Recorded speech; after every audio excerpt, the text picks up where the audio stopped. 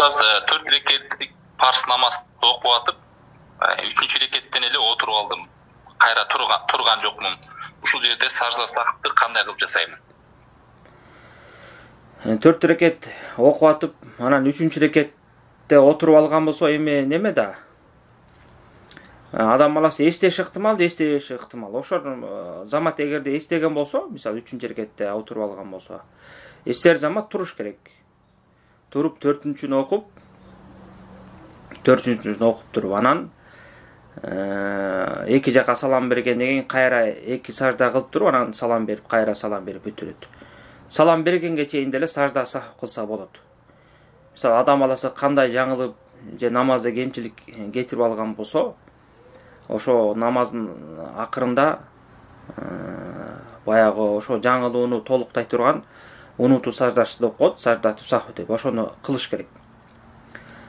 Ал саламга чейин да кылса боло берет, саламдан кийин да кылса боло берет. Мисалы салам ат-тахиятты окуп, салаватты окуп туруп, мана салам бербей туруп эки сажда кылып, андан кийин салам берип бүтүрөт.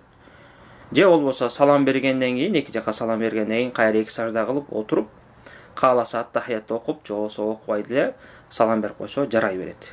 Болгон кээ бир алымдардын арасында кайсынысы жакшыраак деген гана талаш маселе бар.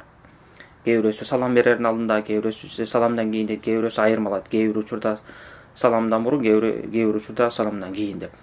Кыскасы ошондой жанагы акыбалды айта кете турган болсок, ошо 3-чү рекетте отуруп алган болсо, дароо эстей турган болсо, ошо замат туруш керек, анан 4-чүнү толуктап туруп, эки жака салам берип, анан эки сажда кылып, кайра салам берип намазды бүтүрөт. Эгерде 3-чү рекетти окуп туруп отуруп алып, анан салам берип бүтүрүп койду да, анан кийин эстедиби, эстер замат ошол заматта туруп, намазын толуктап, 4 рекет кылып, анан эки жакка салам берип, сажда кылып туруп, анан намазын бүтүрөт. Аллаху алам.